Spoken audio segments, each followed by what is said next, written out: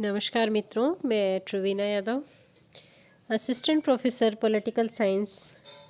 मेरे इस YouTube channel पर आप सभी का स्वागत है। अपने आज के इस लेक्चर में मैं बीए पार्ट 3 में पाश्चात्य राजनीतिक विचारक का जो पेपर है उसमें हम प्लेटो और अरस्तु पढ़ चुके हैं। यूनिट फर्स्ट में प्लेटो और अरस्तु के अलावा संत सेंट थॉमस एक्विनास दिया हुआ है। संत थॉमस एक्विनास का सामान्य परिचय देखेंगे।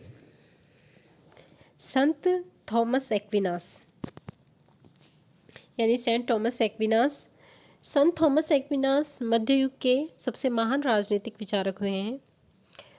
फोस्टर तो यहाँ तक कहते हैं कि समूचे मध्ययुगीन जो चिंतन है उसमें मध्ययुग का जितना प्रतिनिधित्व अकेले एक्विनास करते हैं उतना अन्य कोई विचारक नहीं कर सका है।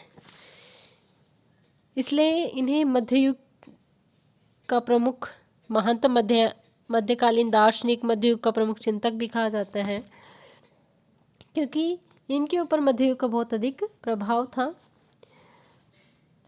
संत थॉमस एक्विनास का जीवन परिचय हम देखते हैं। थॉमस एक्विनास का जन्म 1225 ईस्वी में नेपल्स राज्य, इटली का जो नेपल्स राज्य था उसके एक्विनो नगर में हुआ था। उसके पिता जो थे वो काउंट लंडोल्फ ऑफ एक्विनो सम्राट और फ्रांस के राजा के संबंधी थे। उनका जो बाल्यकाल था वो पर्याप्त सुखमय और एवं ऐश्वर्य से पूर्ण था। 5 वर्ष की आयु में ही वो एक पाठशाला में अध्ययन करने लग गए थे। बचपन में ही उन्होंने अपनी प्रतिभा का परिचय दे दिया था। बचपन से ही प्रतिभाशाली थे। उनके माता पिता उन्हें उच्च शिक्षा प्रदान करके एक उच्च राज्याधिकारी बनाना चाहते थे, परंतु जो थॉमस एक्विनास थे उनमें बचपन से ही धार्मिक प्रवृत्ति प्रबल थी। इसलिए अपने पिता के कड़े विरोध के बावजूद भी, अपने परिवार के कड़े विरोध के बावजूद भी 1244 ईस्वी में उन्होंने डोमिनिकन ऑर्डर की सदस्यता ग्रहण कर ली। माता पिता ने इससे विमुख करने का प्रयास किया, दबाव बनाया तो घर से भाग निकले। उनके परिवारजनों ने उन्हें रास्ते में ही पकड़वा कर एक किले में बंदी बनवा दिया। उसे घर न छोड़ने के लिए बहुत प्रकार के प्रलोभन दिए गए, लेकिन वो नहीं माने।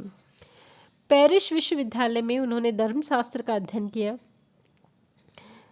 और इसी विश्वविद्यालय में वे महान विद्वान अल्बर्ट महान के चरणों में बैठकर शिक्षा का उन्हें सौभाग्य प्राप्त हुआ। थॉमस एक्विनास ने आगे चलकर अध्ययन, अध्यापन और लेखन का व्यवसाय अपनाया। आजीवन इसी व्यवसाय में संलग्न रहे, शिक्षण का कार्य किया, बहुत सारी किताबें लिखी, अनेक टीकाएं लिखी। अरस्तु पर विशेष रूप से उन्होंने बहुत सारी टीकाएं लिखी हैं। और एक्विनास का जो जीवन काल है उस समय में सम्राट और पोप के मध्य संघर्ष बहुत बढ़ने लगा था और इस संघर्ष की घटनाओं का प्रत्यक्ष अनुभव उन्होंने किया था। धर्म संस्थाओं से चूंकि उनका घनिष्ठ संपर्क था तो राजा तथा सम्राट का वह संबंधी था। साथ ही यात्राओं का अनुभव और राजनीतिक घटनाक्रमों के पर्यवेक्षण था। इन्हीं अनुभवों के आधार पर उन्होंने अपनी रचनाएं प्रकाशित की। पेरिस विश्वविद्यालय जो था उस समय, उसमें कोई भी जो भिक्षु होता तो उन्हें किसी प्रकार की कोई उपाधि नहीं दी जाती थी, लेकिन एक्विनास को पोप की विशेष सिफारिश के आधार पर मास्टर ऑफ थियोलॉजी की उपाधि से विभूषित किया गया। इसके पश्चात उन्होंने आगे चलकर ईसाई संप्रदाय की खूब सेवा की। उन्हें राजनीति शास्त्र, धर्मशास्त्र और तर्कशास्त्र का प्रकांड विद्वान समझा जाता था। बड़े बड़े राजा उससे राजाओं के कर्तव्य पर प्रकाश डालने के लिए अनुरोध करते थे, किंतु 1274 ईस्वी में बहुत ही अल्प आयु में 47 वर्ष की उम्र में उनका निधन हो गया। उन्हें डॉक्टर ऑफ द चर्च की उपाधि भी 16वीं शताब्दी में डॉक्टर ऑफ द चर्च की उपाधि भी प्रदान की गई थी। थॉमस एक्विनोस की प्रमुख रचनाएं देख लेते हैं हम, उनकी प्रमुख कृतियाँ, उनके जो मेजर वर्क्स थे। यद्यपि कैटलिन तो कहते हैं कि थॉमस एक्विनास जो है उन्होंने लगभग 60 के आसपास ग्रंथों की रचना की। उनके जो महत्वपूर्ण ग्रंथ हैं ethics, politics, on kingship, summa theology, summa contra gentiles, rule of princes, to the king of Cyprus, बहुत सारी उन्होंने रचनाएं लिखी, जिनमें से ये कुछ महत्वपूर्ण रचनाएं हैं आपके सामने। राजनीति शास्त्र संबंधी उनके जो विचार हैं वो एथिक्स और पॉलिटिक्स की टीकाओं में भी मिलते हैं। इनका रचना काल लगभग 1270 से 1272 के आसपास माना जाता है। अरस्तु के इन ग्रंथों की जो टीकाएं हैं, अरस्तु ने लिखे थे एथिक्स और पॉलिटिक्स, इनके ऊपर एक्विनोस ने टीकाएं लिखी हैं इन ग्रंथों के ऊपर। अरस्तु के इन ग्रंथों पर एक्विनास के द्वारा टीकाएं लिखी गई। इनकी जो सबसे महत्वपूर्ण जो विशेषता थी इनकी टीकाओं पर, उसमें ये थी कि अरस्तु के जो वाक्य थे उनका इन्होंने जो का तो प्रयुक्त करते हुए ईमानदारी के साथ इन्होंने टीका लिखी। इसलिए अरस्तु के ग्रंथों के टीकाकार के रूप में आज भी इन्हें महानतम टीकाकार माना जाता है। सुम्मा थियोलोजिया ग्रंथ में एक्विनोस ने ज्ञान के समग्र क्षेत्र पर प्रकाश डाला है।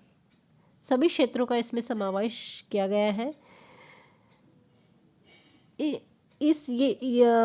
सुम्मा थियोलॉजी का जो इनकी पुस्तक है उसमें इन्होंने अरस्तु के साथ साथ जो रोमन कैथोलिक धर्म की जो मान्यताएं हैं उनका समन्वय करने का प्रयास किया है। दार्शनिक का दर्शन, धार्मिक मान्यताओं की पुष्टि की है इन्होंने। इस ग्रंथ का राजनीति शास्त्र के विद्यार्थियों के लिए बहुत ही महत्वपूर्ण है, अध्ययन महत्वपूर्ण है, क्योंकि इस ग्रंथ में कानून की समुचित व्याख्या व विश्लेषण किया गया है।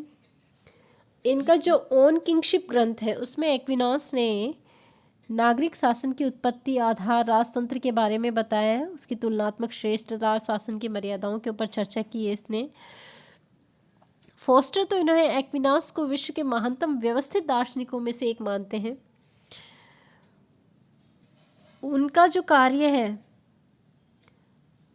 वो उस समय जो सभी क्षेत्र अलग अलग पड़े हुए थे उनको इन्होंने समन्वित करने का, एक साथ जोड़ने का कार्य इन्होंने किया। उस समय में इन्हें मध्य युग के महानतम दार्शनिक के रूप में भी जाना जाता है। सेबाइन ने इन्हें मध्य युग के दार्शनिक की संज्ञा दी है। तो एक्विनास जो हैं उनकी जो अधिकतर जो रचनाएं हैं उनमें मध्य युग में जो धार्मिक मान्यताएं थी, जो चर्च थी, उनमें साथ ही जो वहाँ की शासन प्रणाली थी उसके मध्य समन्वय स्थापित करने का इन्होंने कार्य किया। वहाँ की जो व्यवस्था थी राजतंत्रात्मक, उसमें इन्होंने समन्वय स्थापित करने का कार्य किया। मध्य युग का इन्हें अरस्तु भी कहा जाता है, मध्य युग का इन्हें महानतम दार्शनिक भी कहा जाता है, क्योंकि मध्य युग की जो भी महत्वपूर्ण मान्यताएं थी उनके ऊपर इनको विशेष रूप से प्रभाव इनकी रचनाओं में हमें दिखाई देता है।